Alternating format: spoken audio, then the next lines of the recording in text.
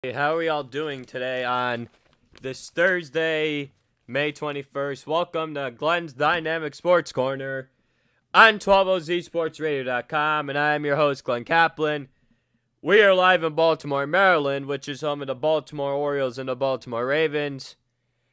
Who's excited to start today's show? I guess, on this Thursday, it's just, guess one of those gloomy moods, I guess you could say, today. So I'm not going to be really screaming today. I'll probably go off on some topics, but I'm not going to be like screaming about it like sometimes I like to do. I'm just going to be in that more calm approach mode today. And this is the 71st show. But before I could get in my 71st show today, for all the people, college graduates that are graduating, congratulations. And to those people that I know, I love you all, you know that. And it's like, time flies when you have fun. I remember graduating college. It'll be a year from tomorrow that I graduated college. And a year ago from today was like the last time I was like on semester, just like, it's gone in a blink of an eye. And you just look back at yourself like it's a distant memory and all that stuff. So, I hope you all are still staying safe, and I know all the restrictions are kind of being lessened up a little bit. So I hope you're having fun with your friends, video chatting with friends, which I'm doing, and it's just like, yeah, it's fun. And then it kind of hits you like you miss them, so it's like there's that. So without further ado, let me start with my first topic today, and that will feature the NHL. And so, on Monday, I was saying how I was not a fan of the 2014 playoff format, and I think it should be the 16 best teams. So, Pierre LeBrun from TSN said, quote, on his Twitter this morning, things continue to inch closer on a return to play format. Still not done, however. My sense is the league now waiting to hear back from the NHLP on latest 2014 format tweaks. Expectation is both sides will chat again on this today or tomorrow. Basically, maybe we get a deal. They get a deal done before the end of by the end of today or by the week's end. I know the NHL has been seriously kicking up the tires and wanting to get play. I know this is a money grabber for the NHL, this 24 teams, and I think it should be 16 teams. But there's an NHL coach's opinion on that, and I'll get to that in a minute, and I couldn't agree with him more on it. So, my take is, I've always said stick with 16, but for a money reason, you have to get 24. As I mentioned on Monday, there are 6 teams that Bettman has to hope that wins, in Washington, Pittsburgh, Colorado, St. Louis, Tampa Bay, or Boston. Those are the teams that he hopes has to win, just for the integrity, and then everything else. If it's not one of those 6 teams, then you're going to start questioning, do we have to put an asterisk if it's not one of those 6 teams? Because even without the lockout, not the lockout, but the season pause, one of those 6 teams probably would have won it, even had we not had the pause. And a team, say, like the Flyers, Oilers, or Dallas Stars, for example, had a chance, or maybe a team like Calgary or Vegas or Winnipeg. And I just said about the other 4, like Columbus, Toronto, Carolina, Nashville, I don't think stood a chance to begin with, even if season didn't play. That's just how I feel about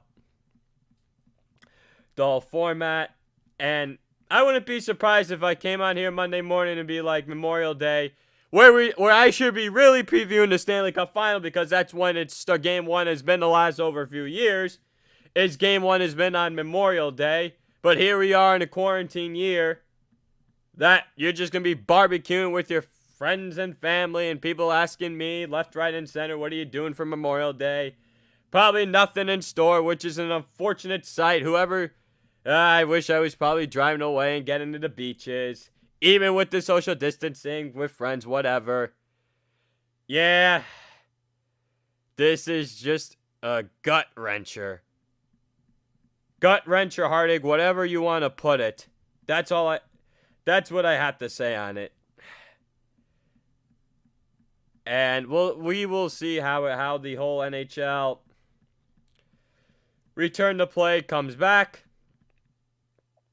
And so I found an article yesterday. Speaking of this, CBS Boston local.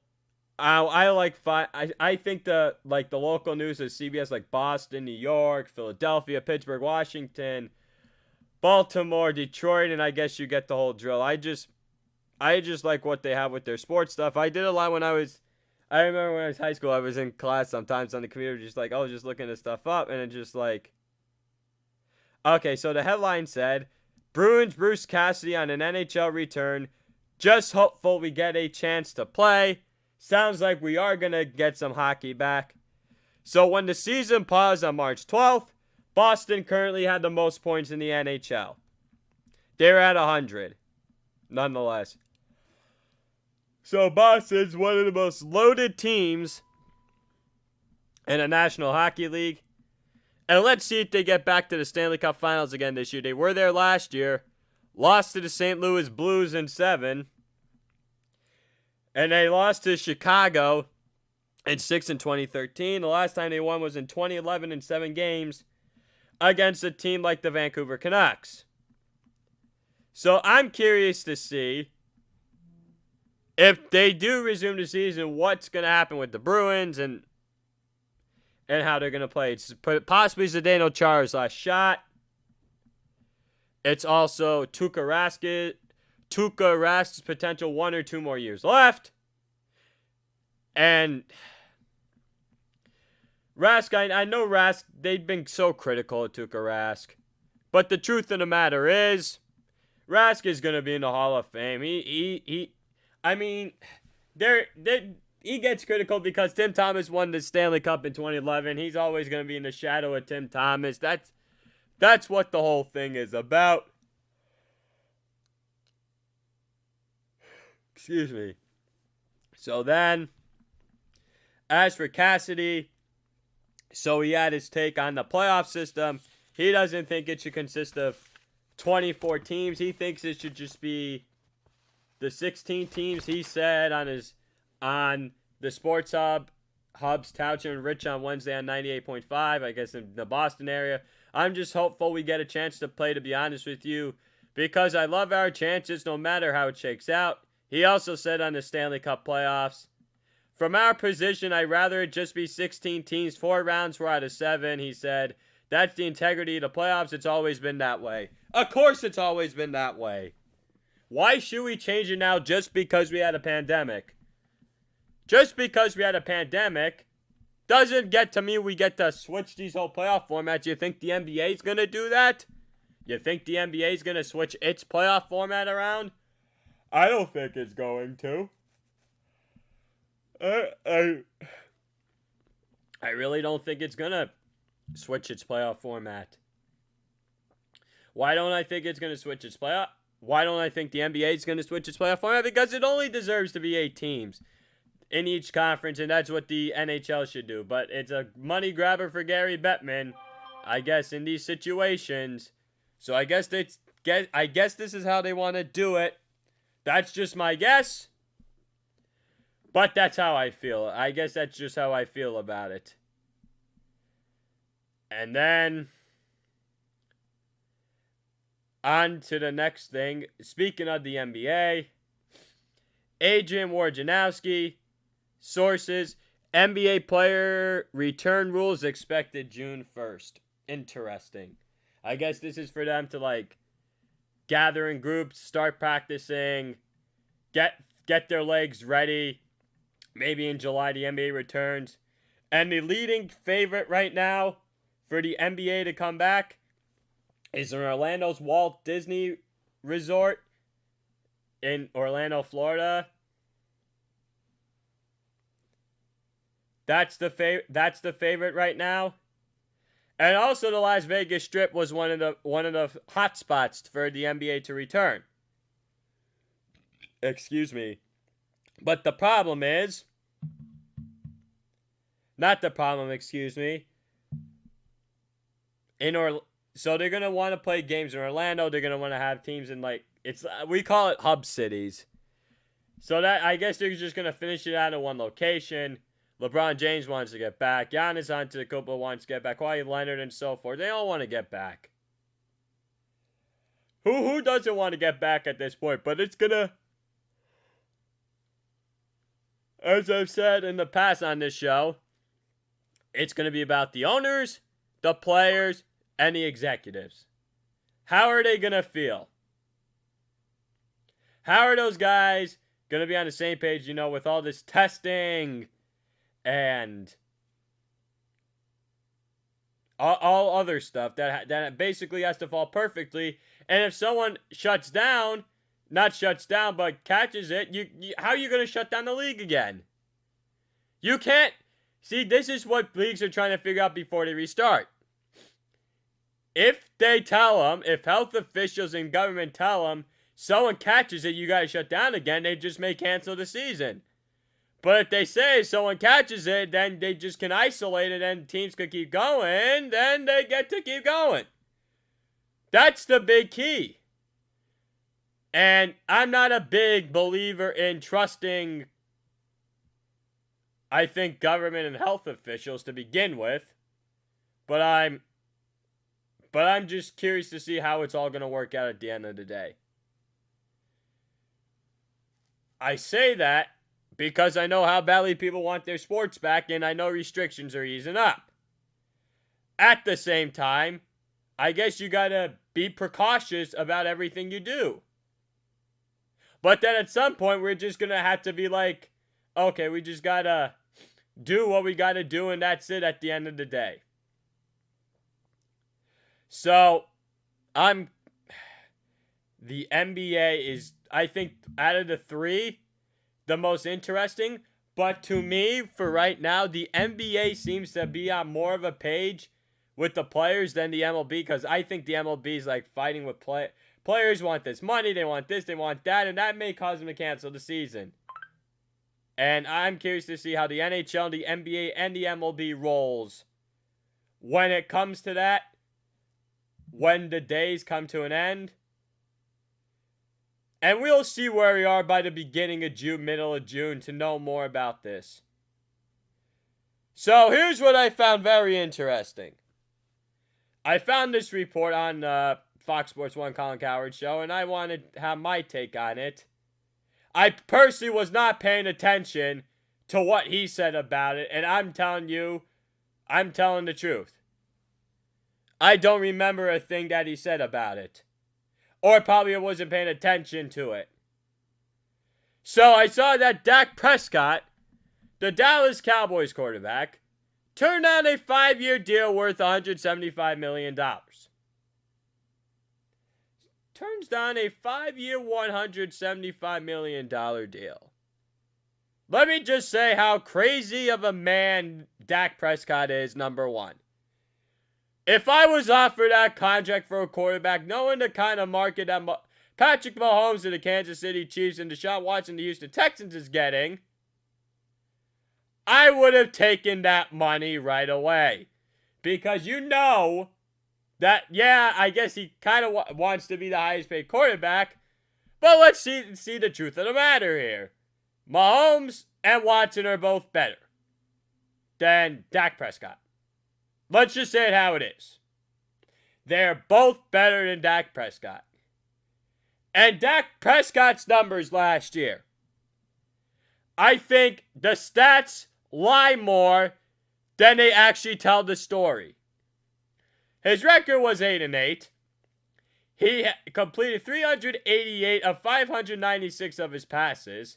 He had a 65.1 completion percentage for 4,902 yards, 30 touchdowns, 11 interceptions.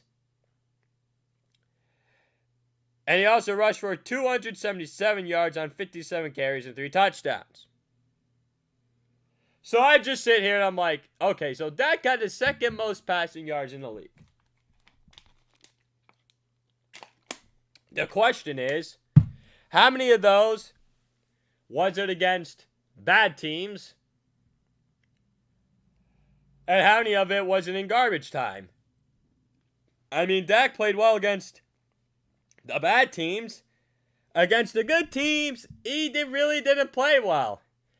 I mean, if people are saying that Dak Prescott's better than Carson Wentz, wouldn't you beating Carson Wentz? When Carson Wentz basically had no receivers and no running backs? That's what I would like to know. Because Dak Prescott is in a contract year, and he's in the heartbeat and heart and soul of the Dallas Cowboys. But what I don't understand is why he didn't take the contract, because he's not going to get anything better than that. And they also brought in Andy Dalton for a reason. Well, Dak Prescott actually hold out, but I think this is more Dak Prescott's fault today than it is Jerry Jones. If it's true, which I'm going to assume it's true that this contract was offered, then Dak Prescott is more of a buffoon than we ever would have thought. How do you turn down a 5-year, $175 million contract? You're not going to get a better deal than that right now. I would have taken the contract. And then for his career, he's played in 64 games. He has a record of 40-24. He's completed 1,363 of 2,071 of his passes, a 65.8 completion percentage for 15,778 yards, 97 touchdowns, and 36 interceptions. He also has rushed for 1,221 yards on 241 carries and 21 touchdowns. So, Dak's a good mobile quarterback. He's durable. The best durability is availability, and Dak usually never gets hurt. But it would be a shame if he did, knowing that it was a contract year. And a friend of mine's last night, to me, everything happens for a reason. So it's like, yeah, I guess that would be the case. But I thought Dak Prescott should have been, taking the contract, not be a buffoon about this. That's what I feel. Why do you not take that contract? Why don't you take that contract if you're Dak Prescott? Because Patrick Mahomes will take that contract, and he's the heartbeat and heart and soul of the Kansas City Chiefs, and Deshaun Watson would have also taken that contract. But I'm sure Mahomes and Watson might be getting paid $200 million. So we'll see where this situation goes with Dak, and this could get very feisty. So here's another interesting quote from an NFL quarterback that I found. Ryan Fitzpatrick of the Miami Dolphins, who they somehow won 5-11 last year, wants to be Tua Tagovailoa's cheerleader and also play nonetheless. So Miami was 5-11 last year, and Tagovailoa was drafted 5th overall in the 2020 NFL Draft for this nonetheless. So Fitzpatrick, I know he wants to play. I know Ryan Fitzpatrick wants to play really badly. But then yet again, if Tua impresses in training camp, are we going to be here like, Tua's going to start? We got to see if Tua's going to start. I'm not really sold on Tua Tagovailoa. I don't like the hip history of him being injured with it. And as my Uncle Frank tell me, he'd be like, this guy's made out of glass. Seems like this guy's made out of glass. I guess you could say he's made out of glass. But some people think he might be the best one out of Joe Burrow and maybe Justin Herbert. The Dolphins are not going to be good this year. I still think they're another year or two away. They're going to still need another draft. They're still developing. They're still trying to develop a new culture over there in Miami. They're still trying to develop that new culture over there in Miami. Second-year head coach Brian Flores. He's not trying to be like Bill Belichick by any means. He's not trying to be Bill Belichick. He's just trying to be his own guy. And that's probably why he's succeeding. And there's a history as to why Belichick's assistants don't succeed, but Andy Reid's does. Because I guess Andy Reid's more calm. He's more relaxed. He's just that calm. He's a calm like a college professor and other stuff. And so, and Belichick's more that, I guess that, you could say more a little bit grouchy, thing his way or my way or the highway. And that's probably why Tom Brady got probably sick of New England. And that's probably why he wanted to go down to the Tampa Bay Buccaneers. Nonetheless. So nonetheless on that part, the next topic is, it's sticking with football and the Dallas Cowboys a little bit.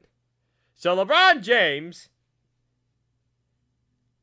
potentially was going to play for the Dallas Cowboys. Back in 2011 when the NBA had a lockout, and he actually had no idea if there was going to be a season because LeBron James, remember, got a contract with the Dallas Cowboys. It was probably be a tight end, and a lot of people are saying he probably would have replaced Jason Witten. Now, LeBron probably would have been a freak of nature if had he played football. He's just that athletic freak that you don't want to face. Now, I mean, to begin with, LeBron James is one of the greatest athletes ever. I didn't say the greatest basketball player ever. He's one of the greatest athletes. There's a difference between an athlete and a player of a sport. So LeBron could have definitely played in the NFL for a few years. Would he have been all pro? I'm not going to debate on if he would have been an all pro. I think he'd have been a very good player. I don't know if he would have been all pro.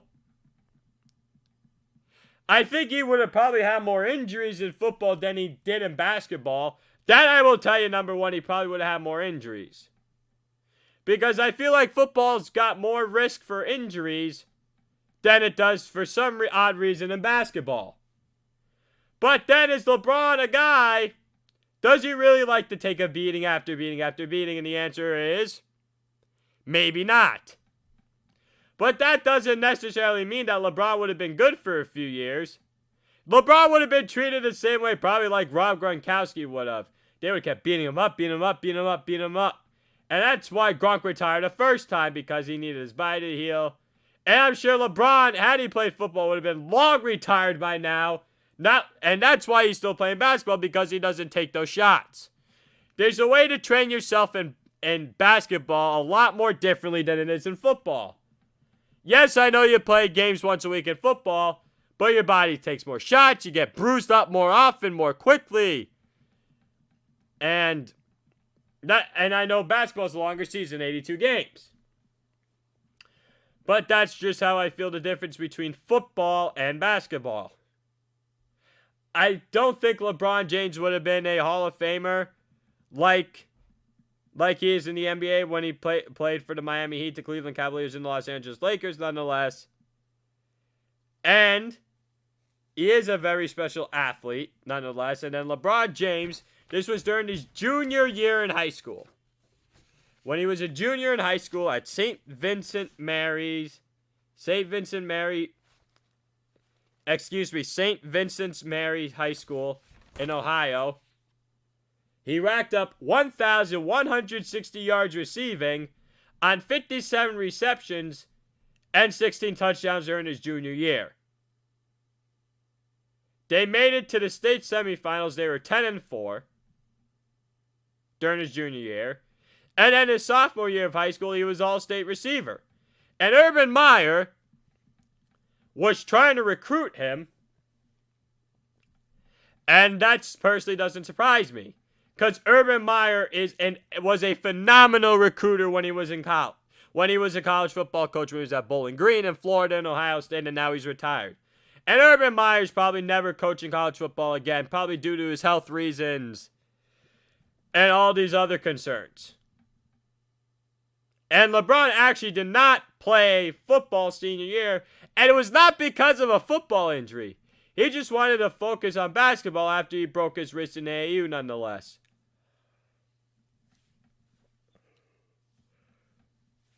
So I think LeBron could add I think he could add a nice 3 or 4 year NFL career. I don't know if he would have went longer than that. I don't know if he would have played that long in the NFL. I don't know if he would have taken shot after shot.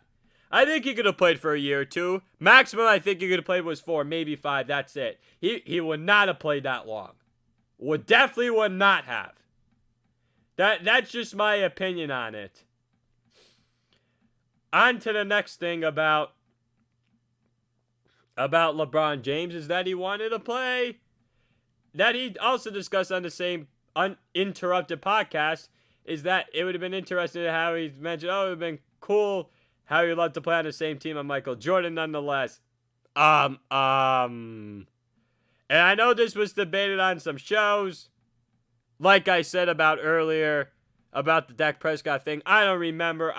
Probably was sleeping. I was probably not even paying attention to what they had to say about it. And what do I think about LeBron and MJ teaming up? That would have not have worked. I don't think that would have worked really well.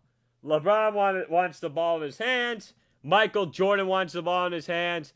Those two, Michael Jordan would have been cursing him out. That's what I feel. Not to take anything away from LeBron's talent or anything, but that would not bode well. I do not think that would have boded well for either side. I just think that would have been a horrible. That would have been such a horrible fit for both sides. Now, I know some teammates are not like Michael Jordan. I know some guys don't like having LeBron as teammates either. But I guess you gotta have teammates some way or another, right? I guess that's just how it goes here. You have to play with teammates. You have to play with people. You have to get along some way, one way or another. You have to be friends. The old song, "Why Can't We Be Friends?" You got to get along in these situations. Excuse me. So, I thought that Scottie Pippen was honestly I just thought he was the perfect sidekick for Michael Jordan. And then Michael Jordan was the heartbeat and heart and soul of the Chicago Bulls for all those years. And Scottie was just a perfect sidekick. And another interesting name that came up, Kevin Durant. How would have Kevin Durant been with Michael Jordan? Oh, that would have been another disaster. Kevin Durant probably wouldn't have taken Michael Jordan's heat either. Because Kevin Durant, I know how sensitive he gets and with all those Twitter things and all the other fun stuff. But Kevin Durant would have been an absolute downright mess. Because Kevin Durant, how sensitive he got after he left the Oklahoma City Thunder. And that would have been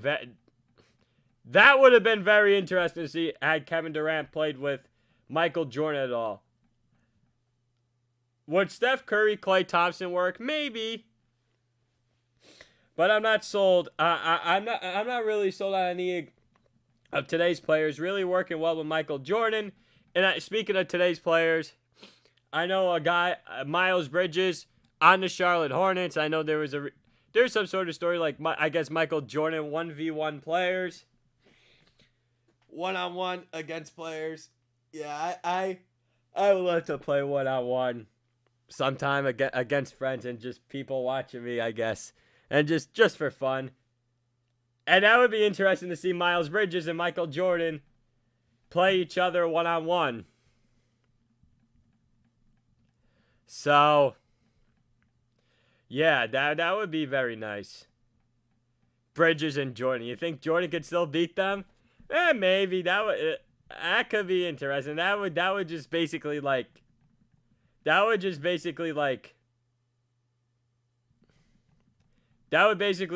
the internet, excuse me.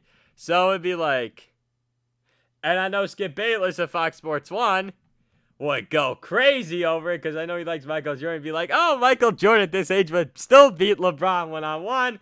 I'm like, come on, Skip. Why do you want to talk nonsense about that?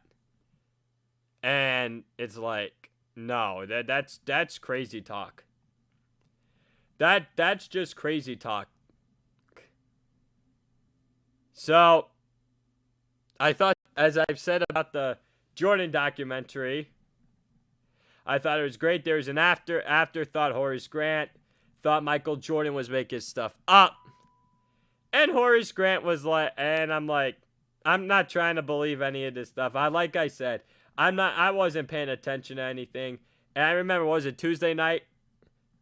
I went upstairs and my mom was like to me, "Oh, did you watch the Stephen A. Smith special on ABC of The Last Dance thing?" I'm like, "Mom, no, I was not really too worried about it. I personally was not too worried about it. Really, I mean, I was just in that mood, like I didn't watch it, or I didn't even know it was on, like the summary of the whole thing. So I liked episodes 9 and 10 a lot. I thought they were the two best episodes. I told friends of mine about that. That's how I felt about episodes 9 and 10. I thought they were the best two. And maybe we will see more of like Kobe Bean Bryant, Shaquille O'Neal, LeBron James. That would be really fun. To really see those players, including LeBron, about all of it. So on to my next segment. Big Ben Roethlisberger and the Pittsburgh Steeler Nation. So Ben Roethlisberger shaves his beard off and releases a hype video for the 2020 season for the Pittsburgh Steelers and its fan base. And I'm curious to see what happens nonetheless. So Roethlisberger shaved his beard, and their fans just are ready for football season. So the biggest question mark for this team this year is going to be, will Big Ben Roethlisberger actually be healthy? If Roethlisberger's shoulder is healthy, with that defensive front seven, they're probably going to find a way in the playoffs. If he's not healthy, then that's going to be a major problem. Ben Roethlisberger may be on his last legs. This may be the year that if Roethlisberger doesn't have it anymore, just like Eli Manning and the New York Giants didn't have it last year, I think this is the end of Ben Roethlisberger. It would not surprise me if Roethlisberger, there's a retirement party. I would not be surprised if the city of Baltimore, Cincinnati, or Cleveland's throwing a retirement party for Ben Roethlisberger at the end of the NFL season. I mean, it wouldn't surprise me, because those three teams that know Steelers don't have a quarterback, they're going to be no longer a threat to them if they can't find a quarterback despite how good that defense is. They better hope the Steelers better hope Roethlisberger's healthy, because if he's not healthy, there's a major problem. You're going to tell me Mason Rudolph and Delvin Hodges is the future? They call Delvin Hodges the Duck. He was a nice story, but he didn't do well.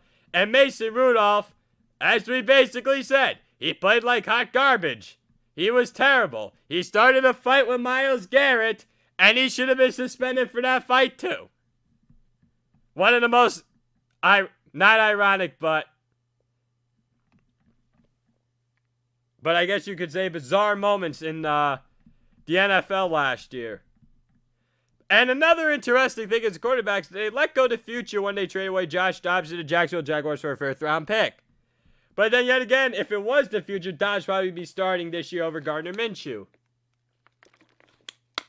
And those Jags traded away Nick Foles. So, here's the question if you're the Steelers. And I'm just going to sit here right now. Roethlisberger does not be the same this year. And he retires after the year you don't make the playoffs. Or even if you do make the playoffs, you get knocked out the first round. Here's my question. If you're the Pittsburgh Steelers, you have a top 5 to top 15 pick next year. You draft a quarterback? Because the answer is absolutely relatively yes. You're going to have no choice but to draft somebody. You're going to have no choice but to draft someone. And the guys like Trevor Lawrence out of Clemson, Justin Fields out of Georgia, Trey Lance out of North Dakota State, and now there's this supposed guy from Kent State that is making his name up the rankings for next year's NFL draft. So we may have 4 NFL quarterbacks off the board next year being drafted in the first round. And I think Ben Roethlisberger is going to be a first ballot Hall of Famer unless some way, somehow he retires the same year as Drew Brees and Tom Brady. Then he may not get in first ballot. So Ben Roethlisberger only played in 2 games last year. 35 of 62 passes for a 56.5 completion percentage for 351 yards passing and 1 interception. And he also rushed for 7 yards and 1 carry. So in his career, he's played in 218 games. Also started in 216 of them.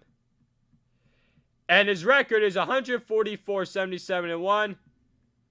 And he's completed 4,651 of his passes for 4,651 of 7,230 of his passes.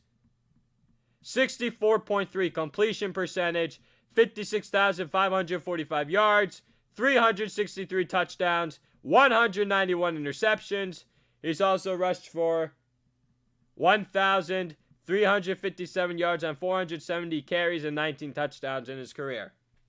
And he's also won 2 Super Bowls, appeared in 3, but has not won a Super Bowl MVP.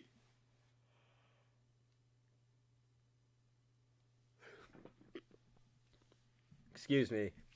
So, one of those winners, one of the Super Bowl MVP winners was Antonio Holmes. That was a great Super Bowl. I tell my one friend who's a Steelers fan, I truly believe the Pittsburgh Steelers and the Arizona Cardinals is the best Super Bowl ever. And I'm not going to hold back on it despite thinking that I thought the Giants should have won it all that year because I don't think the Giants would have lost had Plaxico Burress not shot himself. But he did, and the Steelers won, and I'm not going to take away that they won the Super Bowl. And basically the fact is that the Steelers won, I think, the greatest Super Bowl game ever. Between the James Harrison pick 6, the Larry Fitzgerald. It was the James Harrison 100-yard touchdown return, and they had Larry Fitzgerald going off for over like 260 yards.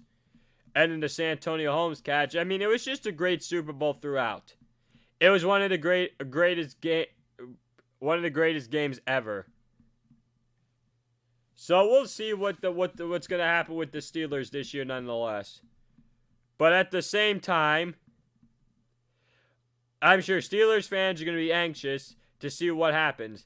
If he's not healthy, then they're in for another long year, and they're going to have to be like, okay, we're going to have to start all over. Does that mean maybe we get rid of Mike Tomlin? But I don't think they're going to get rid of Mike Tomlin. I don't think that's even an option for them, even if they do bad this year. That would be a shock. I think there would be a complete uproar in the NFL if Tomlin gets let go after this year. That's just my opinion. And I thought he was going to be let go a couple of years ago after they lost to the Jacksonville Jaguars in that playoff game. That's what I thought about it. So, staying in Pittsburgh, Pennsylvania, and I like this newspaper a lot. It's called the Pittsburgh Post-Gazette. And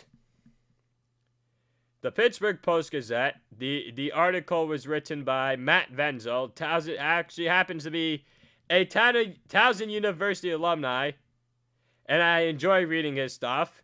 And I enjoy other Post-Gazette's articles about the Pittsburgh Penguins. So, I'm going to get into my opinion on the headline of... The headline includes the 7 questions the Pittsburgh Penguins must answer when the NHL season resumes. So, one of the first questions is, what line is Jake Guentzel going on? And I thought about this because the line that Jake Guentzel was supposedly on before he got hurt in December against the Ottawa Senators was with Brian Rust and Evgeny Malkin. Now the roster's completely changed. Ever since December, the roster's different. You have Connor Sheary, you have Patrick Marleau, you got Jason Zucker, Evan Rodriguez. You got a lot of basically plugs to fill in. And Dominic Simone's out. I don't think Sullivan. I don't really think that head coach Mike Sullivan or general manager Jim Rutherford's really gonna lose sleep about Dominic Simone being injured. Yes, you want a player to get better, but I don't think you're gonna lose sleep over Simone not being in the lineup. So that's easy to fill. That's gonna be easy to fill in the one. Well, it's gonna be a little easier to worry about one. Excuse me. That's gonna be. You don't have to worry about one extra player. How's that sound?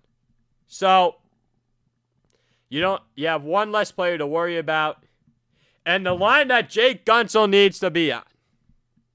And this will be a killer first line. Sidney Crosby, Jake Guentzel, and Jason Zucker. That's your first line if you're Mike Sullivan. First of all, Sidney Crosby and Jake Guentzel have this absolutely phenomenal chemistry. Ever since Jake Guentzel got called up in the NHL in the 2016-2017 season. And Guentzel's been a goal scorer. He can skate. He can fly.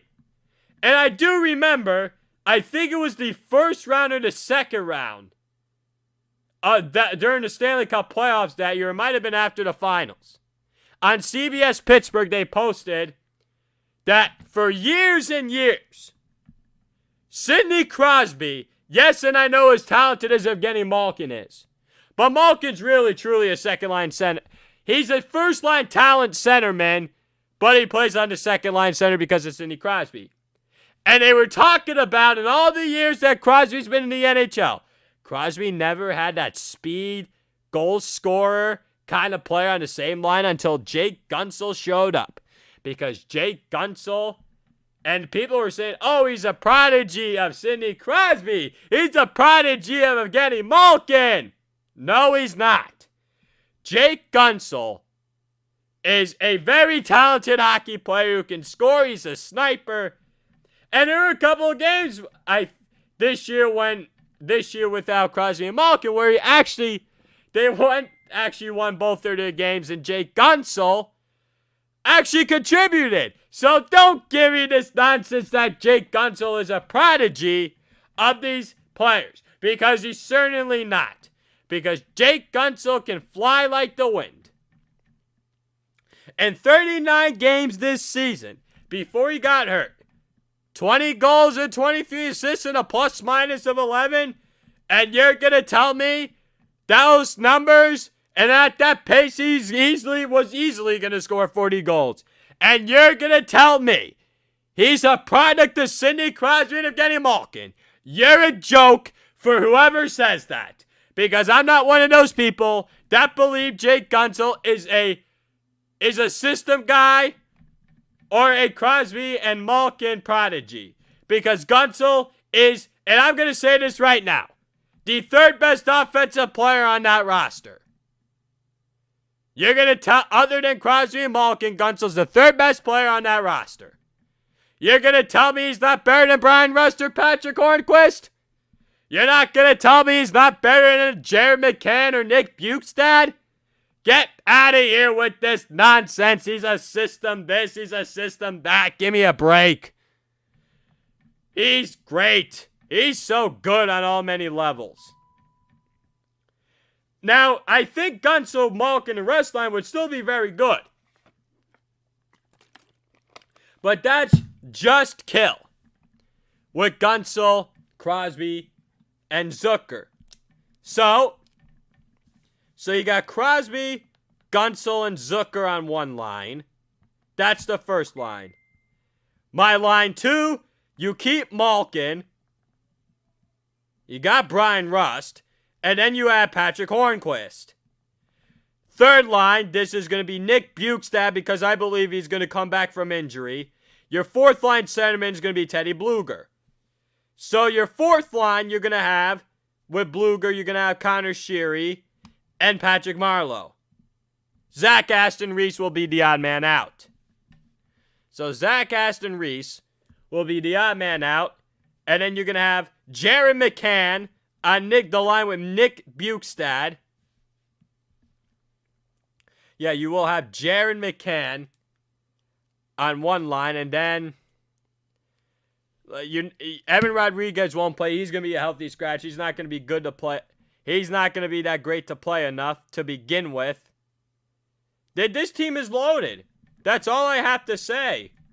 The Pittsburgh Penguins are loaded.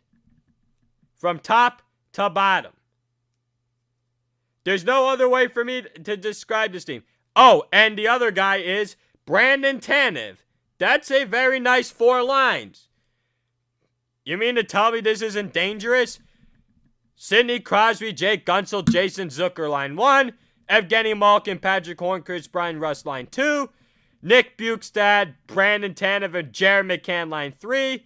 Connor Sheary, Teddy Bluger, and Patrick Marleau, line 4. And Zach Aston Reese is your healthy scratch. And then you have, on your defensive pairings, Chris Letang and Brian Dumoulin, John Moreno and Marcus Pettersson. Happy birthday, John Moreno. He happens to be 23 today. He's also my age. And I think he's actually been the Pittsburgh Penguins' best defenseman this year. John Moreno. And then you have, I think, defensive pairing is going to be third. It's going to be Jack Johnson and Justin Schultz, which I don't agree with. It should be Justin Schultz and Juuso Riikola, because I do not trust Jack Johnson. And another question that was brought up, does Jason Zucker, where does Zucker fit? That's where I believe he fits. And another question that was brought up was, who is the starting goalie? Tristan Jarry or Matt Murray? Who would I start? Oh boy. I think usually Mike Sullivan, I believe Mike Sullivan is very good at this stuff. And I know that Matt Murray was almost traded to the Colorado Avalanche at the trade deadline, and that could have potentially possessed an uproar in the city of Pittsburgh. Now, who do I think's the starting goalie? I think they're going to go Matt Murray. One sign telling me that they're going to go Matt Murray is before the season paused. Matt Murray was starting more games than Tristan Jarry. Despite the year Tristan Jarry had and despite Jarry being an all-star. Something about the playoffs and Matt Murray is different. It wasn't Murray's fault that they've been eliminated the last 2 years. Murray's numbers have been fine in the playoffs. Murray's defense was horrible last year, and they couldn't score a goal basically to save their lives. That's what happened last year against the New York Islanders. 2 years ago against the Washington Capitals, it was the same with Barry Trotz, who coached both Washington and New York. Barry Trotz, in Game 6 of that series, against Pittsburgh, basically used a neutral zone trap, and I don't blame him one bit for it. I remember after the Penguins lost that Game 6, I was in complete silence, and I'm like, okay, it's over with. And I know how great of a fan base that Capitals fan base is, and I'm like, I don't know, maybe a bet or something if they, in the playoffs, if Pittsburgh and Washington, we'll see. So,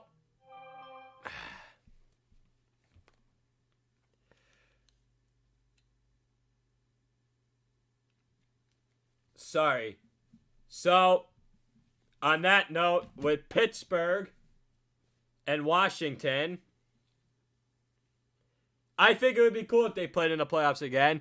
But I do not blame Barry Trotz for going for that neutral zone trap. I said to my friend the next day in class, I'm sitting next to him, who's a Caster, and I said, I don't blame Barry Trotz one bit.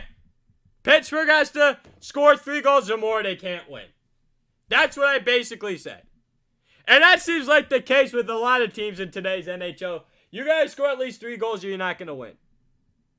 And I think Matt Murray gives them maybe the best chance to get them back to another Stanley Cup. But the thing is, Matt Murray may be on the short leash this year. Nonetheless, because Jarry did have a better year than him. Tristan Jarry.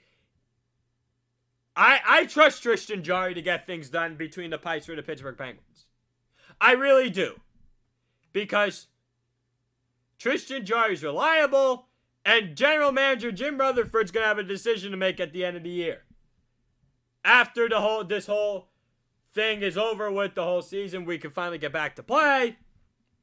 Is Murray gone or Jarry gone because they're both restricted free agents? And if Murray's gone, then Jarry's the guy. Excuse me.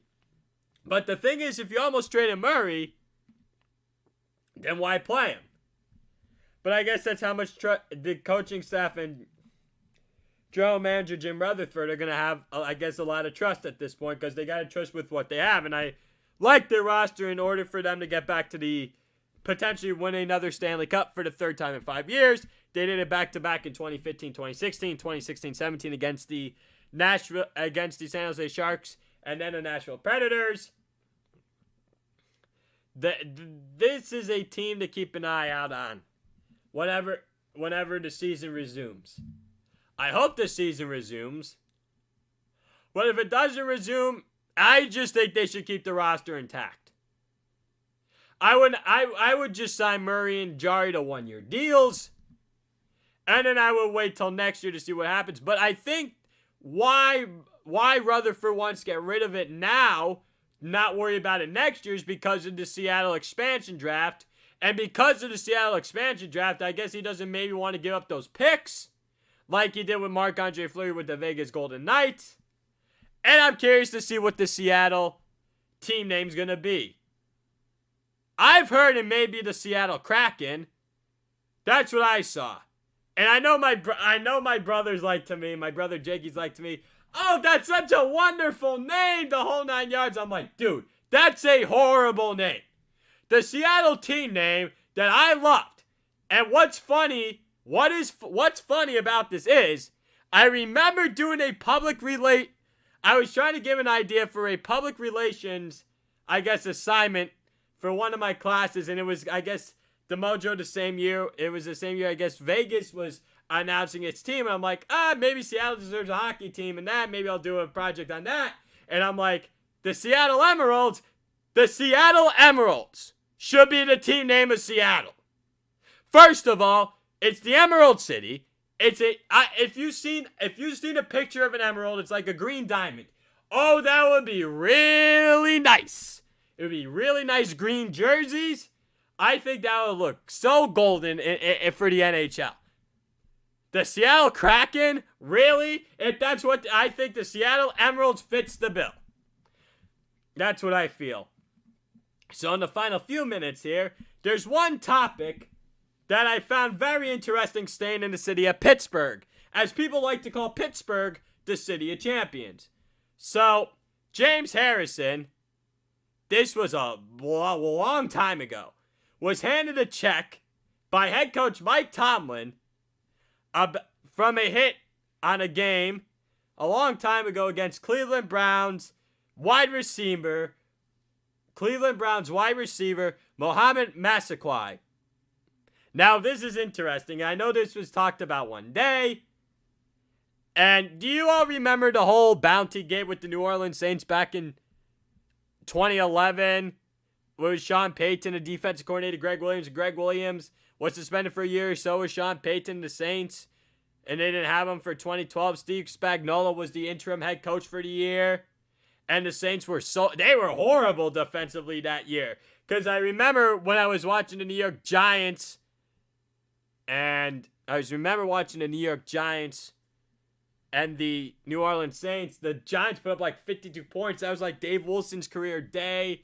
And I was like, I wasn't a fan. I wasn't a big fan of Dave Wilson. I thought he was one of the biggest busts in Giant history, to be honest. And my dad's like to me, calm down on the bust because of him with the neck injury. I'm like, they didn't need to draft a running back. I thought he couldn't block. He couldn't do this. He had so many fumble issues. But then yet again, Tom Coughlin had him in the doghouse. So back on that note, with Bountygate. So was this a Bountygate by the Steelers? Then all this was not a Bountygate. I'm not 100% sure what the whole situation was with the envelope.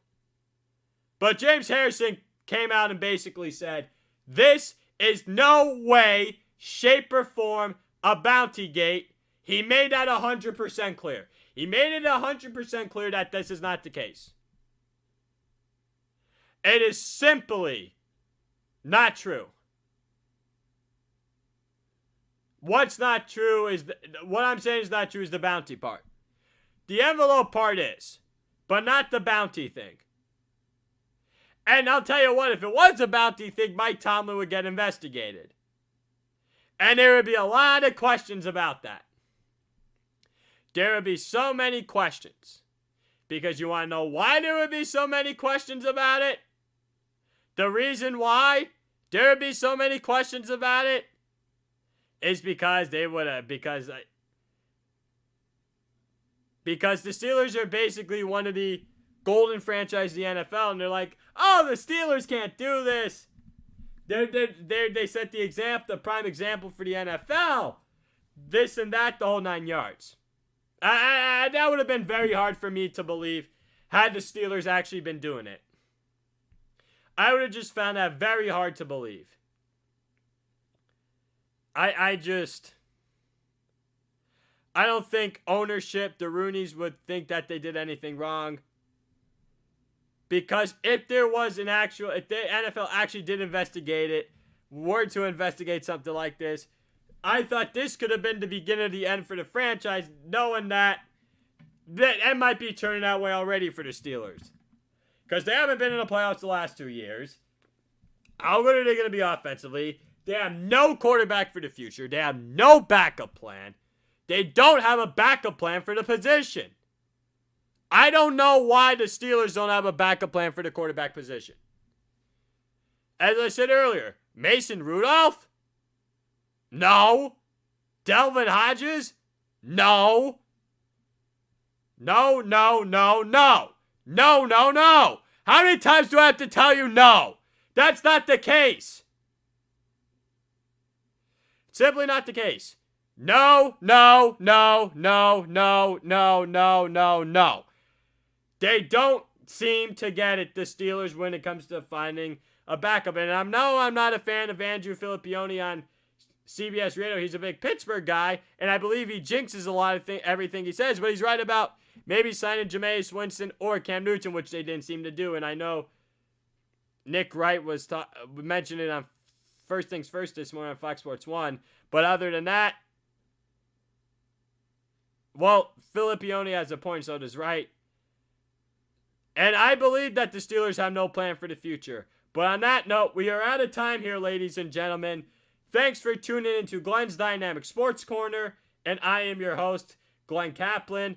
I hope you all enjoy the rest of your day and your weekend as well. I will be back on the air at the same time on Monday. I will go over some NBA and NHL topics. I will also have more about the 2020 NFL draft and schedule. I also have some other potential NFL topics as well relating to the 2020 NFL regular season, nonetheless related to it, about it, along with maybe some MLB opening day 2020 as well, and maybe discuss about more merchandise potentially in the near future. So we'll see what happens, ladies and gentlemen. Be safe, and be safe on Memorial Day weekend, ladies and gentlemen. Be safe. I love you all. Take care and be well. Thank you.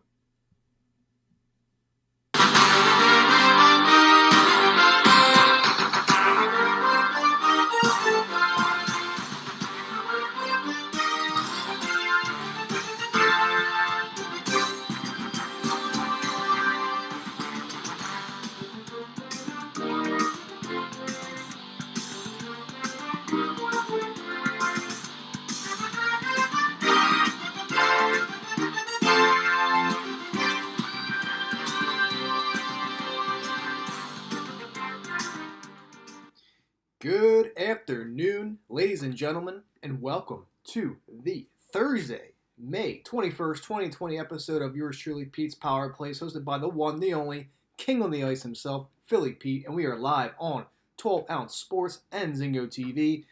This show, as usual, is sponsored by MyBookie. Live sports may feel on hold to all of us, but that's not the case with MyBookie. They've got tons of action for you to get in on the fun over at mybookie.ag. Whether esports or overseas baseball is your thing, we've got you covered when you use the promo code 12ounce sports. That's 12OZ sports, all one word, when making a deposit. They will also match your first deposit up to $1,000. Pretty good. Don't feel like watching baseball at 2 o'clock in the morning? I know I'm sleeping at this point. MyBookie has you covered with an online casino to scratch that itch. Blackjack, roulette, 3-card poker, whatever you name it, they have it at MyBookie.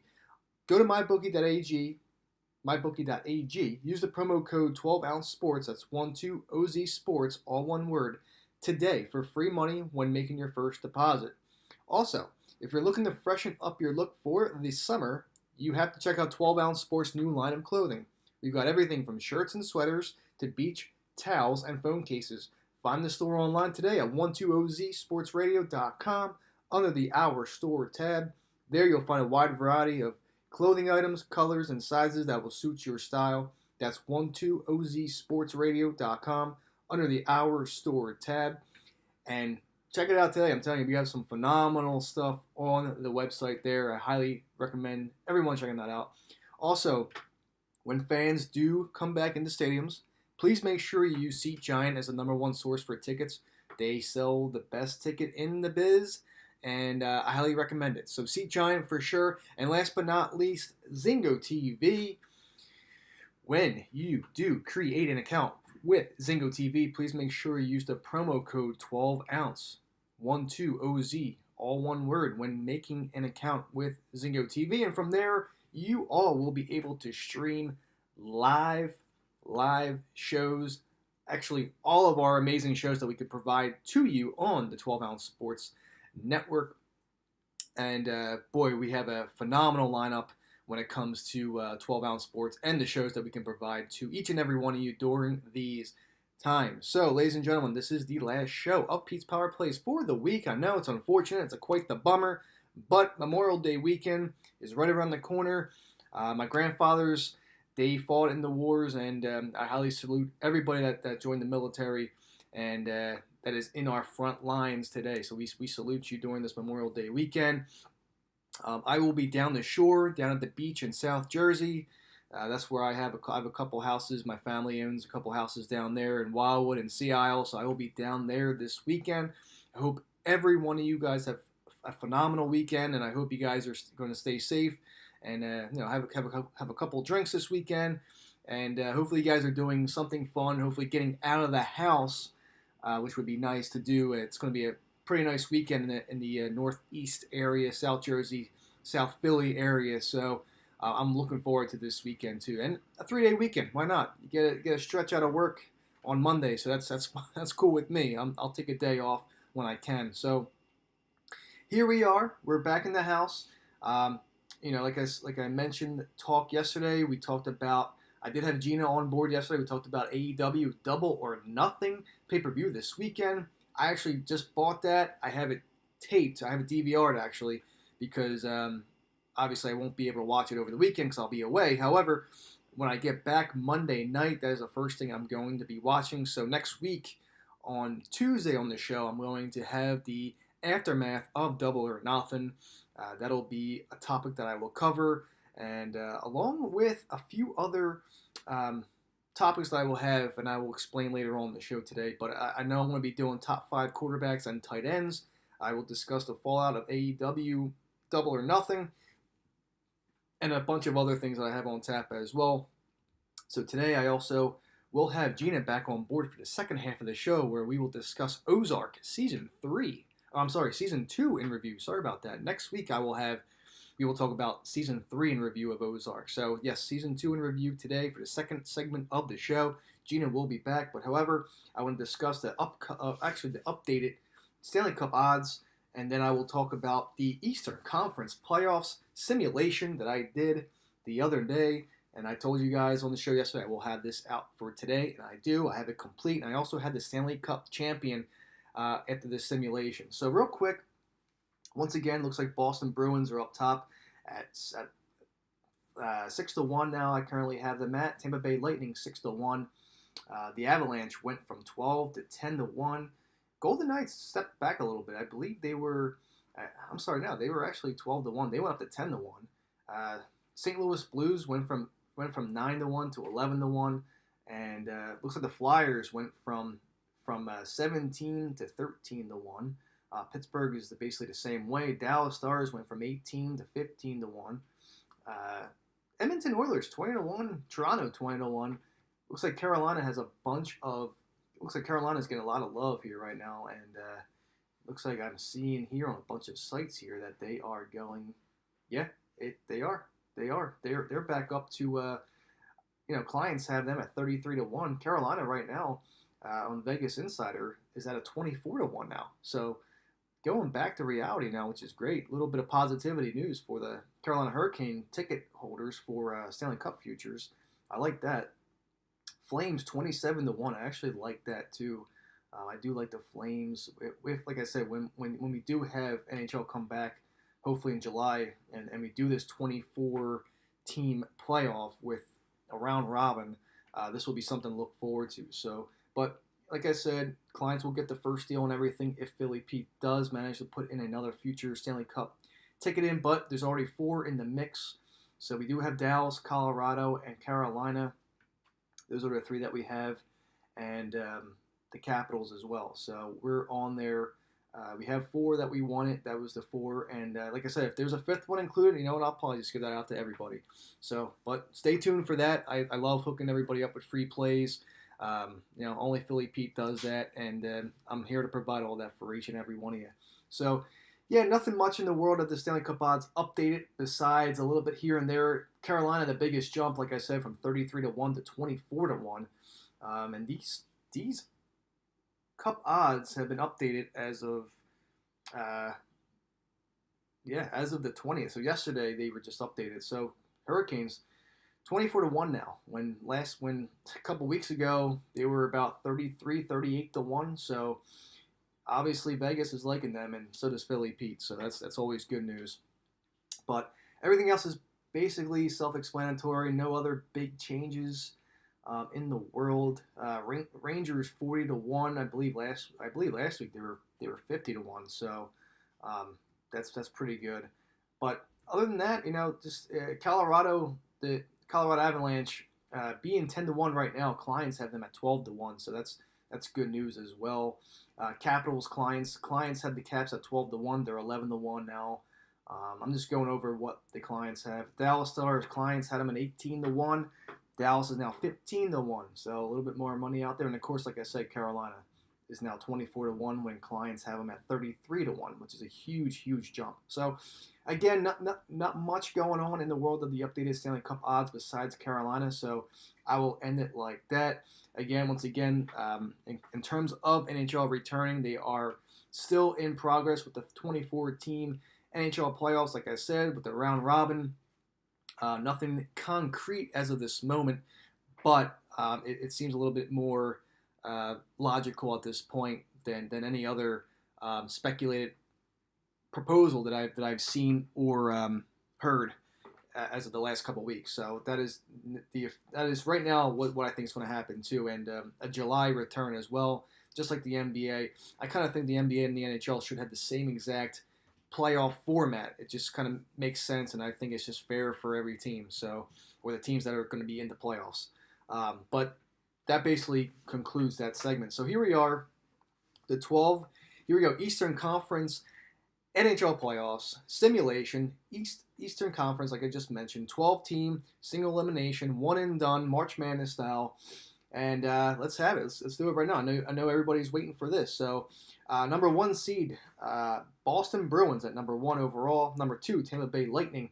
Number 3, the Washington Capitals. 4th seeded Philadelphia Flyers. Then you have the 5th seeded Pittsburgh Penguins. 6th seeded Carolina Hurricanes. 7th seeded Toronto Maple Leafs. 8th seeded Columbus Blue Jackets. 9th seeded New York Islanders.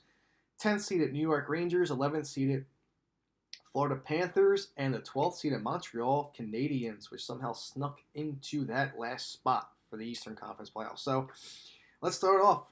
8-9 matchup, the Columbus Blue Jackets and the New York Islanders.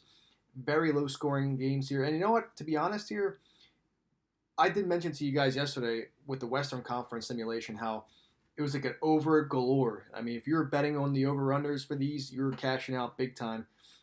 Unfortunately, in the East Conference, not many over games whatsoever. From what I'm counting, there was 4 or 5 out of the 12, 13 games that were going on here. So Columbus Islanders, there was a 2-1 final for Columbus. Columbus advances to the second round to play Boston. 5-12 matchup. Really no upsets here besides one that I will discuss in a little bit. Pittsburgh Montreal 5-12 matchup. The 5 prevails. Pittsburgh Penguins move on to face the Philadelphia Flyers as a 4-5 matchup. 7-10 Toronto New York Rangers. I know we all know that Philly Pete loves those Rangers overs. Unfortunately, Toronto New York only ended 2-1 final, and the Maple Leafs squeaked that one out. So Tampa faces the 7th-seeded Toronto Maple Leafs in the second round. And then the 6th-seeded Carolina Hurricanes against the 11th-seeded Florida Panthers. And this was the upset of the evening. Florida 5-3. And we all know Florida produces some good overs. That is a lot. That Florida Panthers are always on Philly Pete's plays most of the time. And they always play for a good over. And there you have it. Carolina gets upset. Florida 5-3 victory. And they move on to play Washington as a 3-11 matchup. So that was the only upset that we had in the first round there. It was a very competitive game. And then here we are. So Boston Bruins versus the Columbus Blue Jackets. Another low-scoring affair in Boston. Boston prevails 2-1 and moves on to the Final Four of the Eastern Conference simulated NHL playoffs. Next, you have Philadelphia and Pittsburgh. Another barn burner in Philly. Philly prevails 3-2, and they advance to play Boston into the Final Four. Tampa Bay plays the 7th-seeded Toronto Maple Leafs, and here's an upset right here. 7th-seeded Toronto Maple Leafs somehow go into Tampa at St. Pete Times Forum, the Amalie Center now, take care of business, and Toronto wins 3-1. They move on to the Final Four with a 3-1 victory over Tampa, so a 7-2. And then the Washington Capitals versus the Florida Panthers. Washington just easily kicks some butt there with a 6-2 victory. Another over. That over-under probably would have been 6 as well. So that was another cash. So Florida with the overs in these first 2 games have been easy money, but the rest have been all unders. So Washington prevails 6-2, and they advance into the Final Four. So here you have it. Boston Bruins versus the Philadelphia Flyers for the Eastern Conference semifinals. And Boston Bruins was up 3-1. 3-1 going into the third period. And, well, does anyone remember back in the day about I believe it was the 2011 NHL playoffs when Boston was up 3-0 and the Flyers came back to win 4-3 in Boston on Game 7, and they were down 3-0, and they won 4-3. Yeah, well, I remember it like yesterday, too. Here we go. Boston up 3-1 going to the third period. Philly comes back and wins 4-3 in overtime to take the win there, and they move on to the Eastern Conference Finals. What a game there. Again, Boston chokes like usual, and that's a shame. So, moving on, Toronto, the 7th-seeded Toronto Maple Leafs against the 3-seeded Washington Capitals. Another over. So here you go. You have the 2 Eastern Conference games. 4-3 Philly, that's an over. Toronto and Washington, unfortunately, the Maple Leafs quest for the cup. The slipper eventually falls off there for Toronto, and Washington moves on to the Eastern Conference Finals to play the Philadelphia Flyers. 5-4 victory over Toronto, which is another over. And here you have it. Philadelphia Flyers versus the Washington Capitals for the Eastern Conference Finals. Winner goes on to the Stanley Cup to play the Calgary Flames. And unfortunately, Flyers fans, the road ends here. Washington Capitals prove that they go on top, and they are on top of the Eastern Conference with a 7-4 victory. Another over. Highly anticipated game, high scoring, like I just said.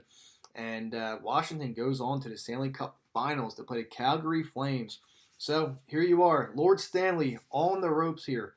The Capitals of Washington versus the Flames of Calgary. Who will hoist the cup? Well, you Calgary Flames fans, you better stand up right now. The Flames are your NHL simulated Stanley Cup champions, and they won 2-0. I'm not sure how that's possible with you have Ovechkin at the helm for Washington, And they got shut out. Capitals got shut out 2-0. So Calgary, 2-0 victory, 2 goals by Johnny Gaudreau. Johnny Gaudreau is also your playoff MVP. And there you have it. Calgary Flames, your NHL simulated playoff Stanley Cup champions. And what can I say? This was really, really fun, and I hope you all enjoyed this segment. But that basically wraps up that part. I want to bring in now none other than the queen on the ice herself, and we're going to talk about Ozark Season 2 in review. Gina Tucci, welcome back. How are you? Hey, Philly Pete. How are you? I'm very good, thank you. I'm glad you're on board again. Thanks for having me. You're very, very welcome. So we have the second season of Ozark in review. Like we mentioned last week on the show, we talked about Season 1 in review and how crazy that was. Well, here we go in Season 2. What do you think? Whew. Oh my. There's a lot of deaths. Mm-hmm. A lot. Yeah. And I wanted to mention how, I forgot to mention this last time, that the music on Ozark is so captivating. I love it. Yeah. I think it is so ingenious, and I'm sad that I didn't point that out last time, but I made it a point to remember to say how amazing the music is. It's just, it makes you just want to cringe and just hold on to something or somebody. It's creepy. Yeah, I agree. It's kind of like, it's very cringeworthy. You know, you feel like something's happening. It's like you're ready for a jump scare at some point. And but that's what makes this show so so obsessive, because it's the music that really gets you like, oh God, what's going to happen next? You have no idea. But however, this season is more in focus of Ruth Langmore. Yeah. And it's a story of a young woman brought up in a hillbilly family that's obviously dominated by men, and then she gets offered the opportunity to become a kingpin herself. You know, she basically runs the strip club and making money for herself. And she never really admitted that she wanted but a gig. She discovers that she's actually really good at it, and it's this strip club. Yeah. So, you know, it's great. You know, she talks to her dad, and her dad finally comes home this season, who was a criminal, and making sure that, Marty takes care of her, and, she got a raise, and, he's like, well, at the end of the day here, just letting you know that, you're my daughter, I'm your daddy, and Marty is not. So we'll see what happens. He thanks Marty for taking care of her, but at the back of his mind, he still wants to kill Marty. So, second season kind of like builds up a little bit in that situation. And she also, the love for her cousins, she takes care of them now. Yeah. She takes care of them, so she's like the adoptive mother of those two. Yeah. I should say, because their father, their father passed away, and they got burned to death to a crisp on the boat. So that's what happened in the first season. But Ruth is just a very, very, is like the focal point of this season, I think, and you get into that right away. But go ahead, Gina. Is anything you want to, any hot takes from season 2 that you wanted to discuss? Yeah, I wanted to talk about how I wanted to start with Rachel, the Blue Cat owner. Mm-hmm. She winds up overdosing and then going to rehab. Yeah. So I'm glad we get to see her back. And then, what else?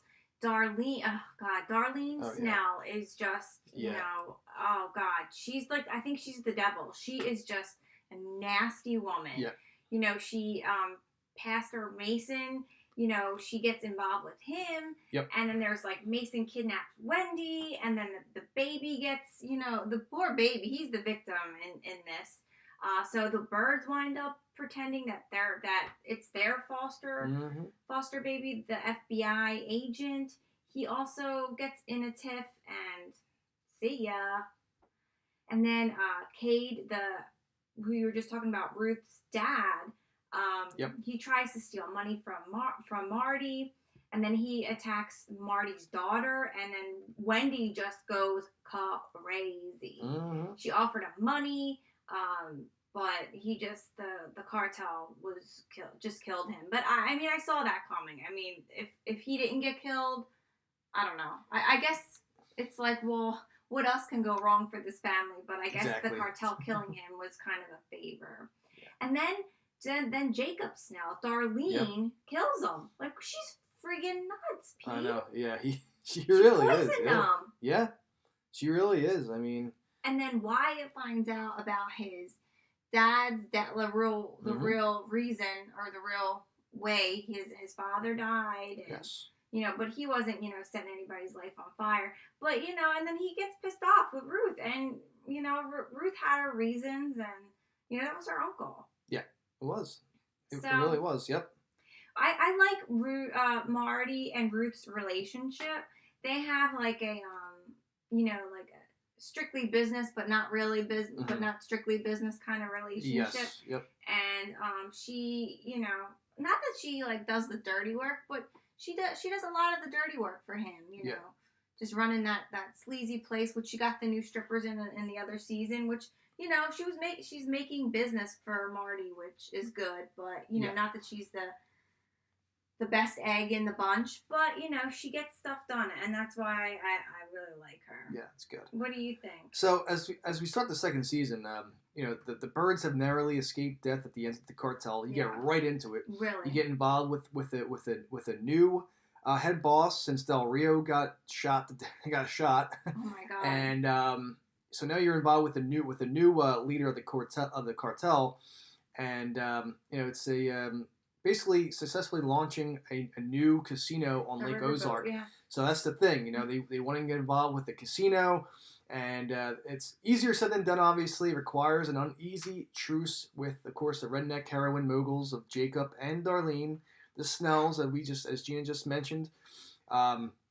There's a complicated process, I should say, in getting this permission for the casino. You see the birds going into the office about the cleaning up, knowing that this is going to be their casino. And then you see, I guess, someone that works either for the cartel or works for the legislature saying that, there's already 13 casinos open in the area, they're not going to approve of 14. They're going to laugh at you, But at the end of the day, he says, like, we don't know you. So maybe they're going to get away with it, Again, we're not going to give you guys spoilers here, but maybe they open it, maybe they don't. They get involved with the lake house because they want to get away for a little bit. So, you just got to watch the second season and see if that casino actually does open up. But like I said, it's very easier said than done here. You're getting some complications of the process.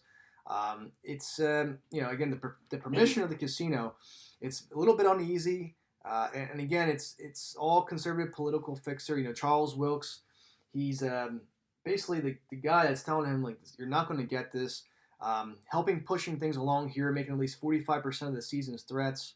This is the guy that you get involved with in this second season. Like I said, he's on the show for half of the season, and he is the guy that will be threading the birds. And a very inevitable character. You'll notice, too, when you watch the second season, that everything that he says is like, is that a threat? Is this a threat? Is that a threat? Anything in relation is a threat to him. And and like I said, Helen is the cartel attorney who basically play with the Janet McTeer is her name. And then she's also, like I said, she pops up and she takes control here. So now you have, you call it now drama is for the kids now. They don't think they're safe in this season. Again, when, of course, the birds mentioned that they're going to be taken care of. There's going to be no issues here. Stay in the house. That's why they came back to the house, because they feel safe there and they want to see their father. So here they're in trouble again. Charlotte and Jonah, same situations. Charlotte leaves for some reason, comes back in, and the alarm goes off, and and you see Marty and his wife just basically coming out with guns and be like, what the hell is going on? And, like, first off, how did she get out of the house? What was she doing in the middle of the night? That, we can't tell you guys, again, like I said, you just got to watch this. But it's just more, it's just like more limitations this season in terms of killing people, more child abductions, turning lights on and off in their home. It's just more of an intense season than the first one. And the third one is just basically mind-blowing. Even mind-blowing. So... but this is basically the theme to the second season, like I just said, and a little bit more key elements than the first. But again, this is something that you have to go take care of, and it's a hell of a second season. Anything you want to add on, G? I wanted to talk about Wendy just for a second. Laura Linney's character. I've been watching her, like her facial expression. Mhm. She has that like smile and then like those eyes, like those not puppy dog eyes, but Yeah. she knows how she has the silver tongue and she can like take on that like that motherly, oh, we could talk about it. Yeah. And the way she just kind of tilts her head, you could tell. I mean, obviously she's a great actress, but the way she's acting in there, being like everything's okay, the way she touches Marty's arm, and just how her demeanor, she has just that face, she Yeah. like has her head cocked to the side a little bit, just a smile, the very, very warm smile. And I just think Yeah. that's incredible. Yeah. I find myself watching her a lot and just like shaking my head like this woman is, ruthless, but now, Yeah. but then she just comes off to people as such a, oh yes, I bake cookies on my spare time Mhm. kind of woman. But she's really not. And of course, Jason Bateman, I can't say enough about him. He's awesome. Really. I like I said before, I liked him a lot in funny movies, but this serious role is really growing on me. Yeah, exactly. And and then you notice that what's her name? The waitress at the restaurant finds Mhm. the money and she bails, and the little the one of the workers there, he notices like her phone is off. He can't get in touch with her, and and Marty's kind of like, all right, it's kind of odd, and goes into the restaurant and realizes that she broke through the walls and stole the money, at least most of it. So she fled. We have no idea where she's at. Obviously, a lot of money has been stolen. He and Marty exactly knows who it is. But this season is more. Again, this is more dark, more black and blue and green colors compared to like the brightness that you kind of imagine in the first season. But this is a little bit darker. It's everything is on location at Lake Ozark. Again, just dark colors. Everything's just really, really dark. But for these episodes, it's off season, like I said, in Lake Ozark. No tourists or warm weather. At the end of the first season, you saw there was parties. In the summer, the going away, the boat parties. That was the summer. This is where it's like in the winter time, and no one's there. So there's really no point going outside. Right. And inside is probably the way to go here. So, but to me, it's kind of like the second season of Ozark. I guess to put it in conclusion here, left me. I don't know. I guess I don't want to say exhausted, but it's kind of more. It's. I guess we kind of expected a little bit more without any sort of compensating payoffs here. Mhm. The show is still a piece of Ozark tapestry. The process of going back and through the swamp to get there no longer feels worth the effort. But again, season 2, your results that you think about watching it will vary. Like we still liked it, obviously. To me, it's a little bit more darker than the first season, like I mentioned as well. But this is just a little bit. It's a little different, because it relates more to Ruth's character, and but after you get through this season, the third season will be the way to go. Trust me. So that basically will take care of that. Anything else you want to add on, Gina, in terms of that? No, I'm really looking forward to starting the next season. Yes, so that basically will wrap up our segment of Ozark. Next week, Gina will be back on, and we will discuss Ozark Season 3 in review and everything that you will need. There's also Ozark Season 4, which will probably be out in probably a couple of years. Again, it just really depends on the situation of what's going on now. Gina, anything else you want to say to the fans out there? Just want to say thanks, everybody, and hope everybody has a great weekend. I know I'm looking forward to it. Good. Well, ladies and gentlemen, that is the Queen on the Ice herself, Gina, signing off. Gina, thanks again for being on the air, and we'll be on next week. Thanks. See ya. So, ladies and gentlemen, once again, that is Gina Tucci, the Queen on the Ice herself, for another episode of Pete's Power Plays and our Season 2 of Ozark in review. So, that basically concludes the Thursday and the week show of Pete's Power Plays, hosted by the one, the only Philly Pete.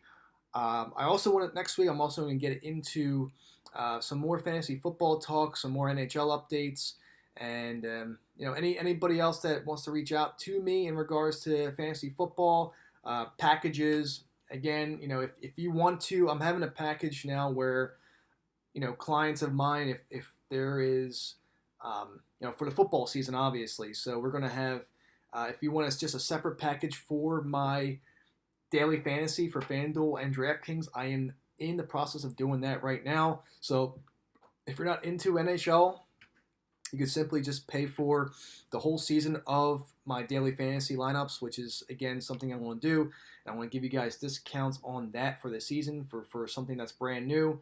And, of course, current clients that do NHL, that have my NHL packages, already get the daily fantasy football lineups as well as part of the package when you buy my subscription. So be on the lookout for that. Any other questions or concerns about fantasy football, sports in general, hockey, obviously, anything in the South Jersey, South Philly area, you let me know. You can also get me on the Twitter, as usual, at The Real Pete Tucci. If you guys search up the letters PT, I'm one of the first guys there, and you can't miss me. So anything else, just let me know. I'm going to be signing off here. Hope everyone has a phenomenal, phenomenal weekend. Stay safe, stay sane, enjoy a couple of drinks this weekend. It is a holiday weekend, and talk to you guys on Tuesday. I am out. Later, guys.